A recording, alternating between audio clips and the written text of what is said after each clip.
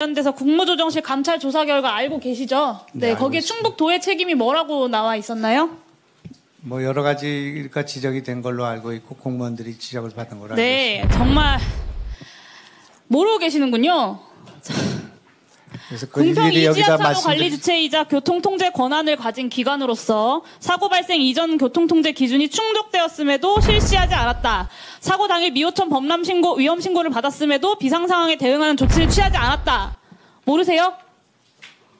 다 그것이 검찰 수사의 과정에 있기 때문에. 아니 국무조정실에서 발표한 거라고요. 근데 이거 모르시냐고요. 이게 무슨 검찰 수사와 무슨 상관이에요? 국무조정실의 그 조사가 다 완결된 것이 묻겠습니다. 아니고 궁평 이지하차도 몇 번 지방도죠? 공무원들의 진술이 엇갈린 증인! 부분이 많이 있기 때문에 그렇게 묻는 말에 대답하세요.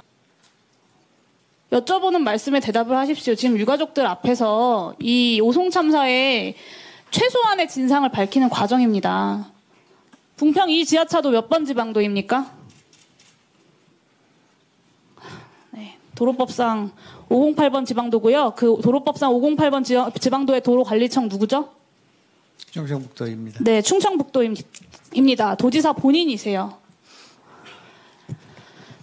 오송 참사 3일 후에 충북도가 언론에 직접 공개한 자료인데요. 4시 10분 금강홍수 통제소가 미호천교 홍수경보 발령, 그리고 이게 어떤 의미냐면 30%만 더 차면 미호강 넘치는 재난위기라고 76개 기관에 이때 통보를 했습니다.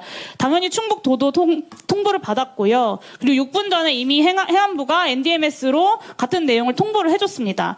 6시 30분에 그 관할 소방서인 청주 서부 소방서에서 부분적으로 그 부분 통제장까지 선제적으로 가동을 했어요. 도에서 배포한 자료니까 맞죠? 여기에도 오류가 있나요? 그 자료를 보지 않았으면 맞을 겁니다. 네네. 네, 정말 네, 할 말이 없습니다.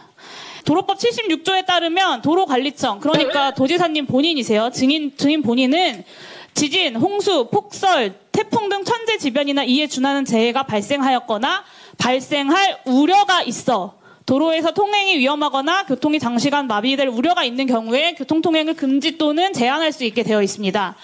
이게 현저한 우려가 아니고요. 재해가 발생할 우려가 들면 제한을 하라고, 금지하라고 한 겁니다. 왜냐? 선제적 대비. 이게 인명과 재산 피해를 막기 위한 재난 대응 시스템의 핵심 아닙니까? 맞죠? 네. 듣고 계세요? 네. 오송 참사 직전까지 충북도지사에게 미호천교 제방 범람과 궁평 이 지하차도 침수 위험을 알리는 수많은 상황 전파들이 있었는데 여기에 대해서 충북도가 그리고 증인이 아무 일도 하지 않으신 겁니다. 아무 조치도.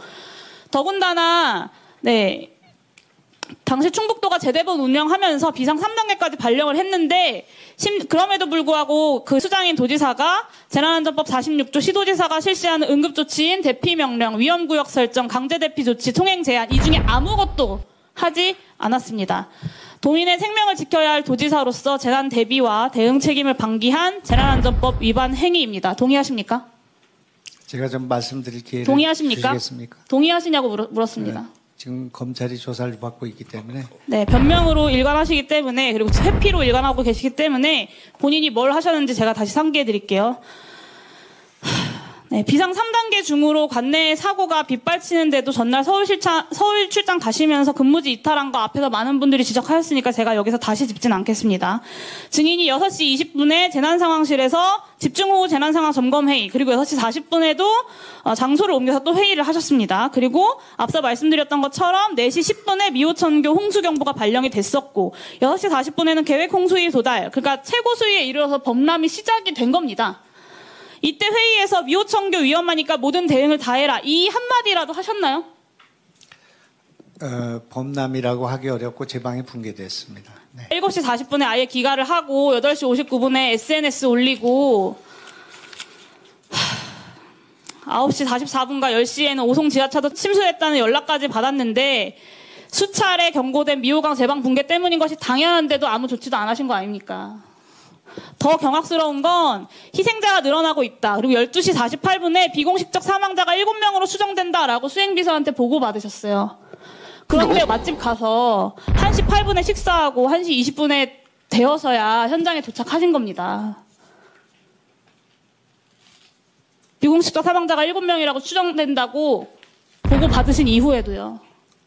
그럴 리가 이미 있겠습니까? 한참 전에 언론에서 속보까지 나고 있던 상황이었습니다. 수많은 희생자들이 지하차도 한가운데에 있던 그때에 증인께서는 맛있는 음식을 드시고 계셨던 겁니다.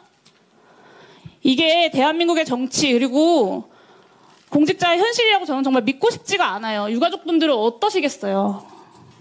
재난 대응의 경각심과 책임성이 얼마나 낮으면 도지사라는 분이 모든 권한과 책임을 쥐고 있으면서 어떻게 이렇게까지 아무것도 안 하셨을까? 저는 정말 믿기지가 않습니다. 본인의 책임 인정하시고 사과하시고 도민들에게 책임 있게 사퇴하시는 것이 맞다고 저는 생각하는데 어떻게 생각하십니까? 네, 전혀 사실에 근거하지 않고 있기 때문에 그리고 일방적으로 말씀하시잖아요. 그러니까 제가 묻는 것만 답변하세요. 저한테 답변할 기회를 주셔야죠. 묻지 않은 걸 자꾸 답변하시니까 그러는 것 아닙니까? 아니 제가 7명이 그리고요, 또 실종됐다는 얘기를 말씀드릴게요. 듣고 식사를 하러 갔다는 얘기 38분의 어떻게 어투비 가능하겠습니까? 결제한 내역이 있지 않습니까? 짜그리집. 예? 지금이라도 기회를 드릴 테니까 오송 참사 관련돼서 언론에 고발한 것들 다 취하하시고 진심 어린 태도로 본인의 법적인 위반과 부족한 내용들 인정하고 유가족들 피해자들께 사과하시겠습니까? 저는 이제 유가족들과 도민들에게는 사과를 무수히 했고요. 저도 책임에 일단 막중한 책임을 느낀다는 말씀 드렸습니다만은 의원님이 그렇게 일방적으로 지금 주장하는 내용을 제가 용인하기가 어렵다 그런 말씀입니다. 저도 국회에 있어봤지만 이렇게 무지막지하게 그 사실 자체를 왜곡시켜서 이 사태에 대한 본질을 왜곡할 수 있는 그런 내용들이 국회에서 논의되고 이게 속기록에 남게 되고 이게 검찰 수사에 영향을 주고 또 우리 도의 공무원들이 지금 많은 분들이 지금 수사를 받고 있습니다. 그렇기 때문에 이 문제는 객관적으로 다뤄야 될 문제 사안들이 굉장히 많이 있는 거 아니겠습니까? 그렇기 때문에 이렇게 일방적인 주장을 하고 이를테면 7명이 실종된 걸 알면서 식사를 버젓이하고 현장에 가지 않는 도지사가 어디 있겠습니까? 7명이 실종됐는데도 불구하고 오송을 가지 않고 버젓이 식사를 했다. 이렇게 말씀하시는 거는 전혀 내용이 다른 것이다. 그런 말입니다. 제 그 현장에 가지 않은 것에 대해서 개탄하고 제가 일찍 갔어야 된다는 그런 뜻으로 한 말씀인데 그것이 무슨 제가 거기 가지 않았기 때문에 해결하지 못했다는 식으로 그걸 인용하고 하는 것은 부분을 가지고 하는 말씀이고요. 증인이 답변하는 과정에서는 모든 것이 다 명확하지가 않고 엉망진창입니다. 그래서 세 가지 경우 중에 하나일 것 같은데요. 하나는 수행비서가 허위로 이 문서를 작성했다. 하나는 증인이 지금 위증을 했다. 세 번째는 충북도 내에서도 당일의 상황에 대해서 단 하나도 정리가 되어 있지 않다. 이 세 가지 종류 중에 하나일 거라고 생각합니다. 특히 이 중에 수행비서가 이 문서를 허위로 작성했거나 아니면 증인이 위증을 한 것이라면 위원회 차원의 고발이 필요하다고 생각합니다. 그래서 위원장님과 간사님들께서 이 부분을 좀 검토해 주셔서 위원회 의결을 해주시기를 요청드립니다. 이상입니다. 네, 알겠습니다. 위원장님, 이 문제에 대해서는 제가 아니 지금 이렇게 회의가 왜 이렇습니까? 이렇게 거의로 고발을 한다고 하는 사실 자체를 잘못 언제 이해하고 고발을 한다고 그랬어요? 아니 고발해달라고 하는 거 아니겠습니까? 상황 아닙니까? 근데 이걸 보고 계신 분들은 제가 아니 지금 증인은 묻지도 않은 질문을 하고 지금 제가 질의를 해야 되는데 끼어들. 잠시 주목해 주시길 바랍니다. 구독자분들에게 특별한 선물을 준비했는데요. 제가 항상 여러분들께 강조드리는 말씀이 있습니다. 이슈와 뉴스만 꾸준히 챙겨보셔도 충분히 돈을 벌 수 있다고 말씀드리는데요. 여기 보이시는 채널의 영상을 보시면 어떤 생각이 드시나요? 그냥 눈에 보이시는 뉴스와 영상만 보시고 아무 생각이 없으신가요? 그렇다면 전 잘못된 것이라고 말씀드리고 싶습니다. 그 이유가 무엇이냐면 제가 8월 초에 뭐라고 말씀드렸나요? 지금은 바이오에 관심을 가져야 한다고 뉴스만 보고 넘기지 마시고 투자를 직접적으로 생각해야 한다고 말씀드렸는데요.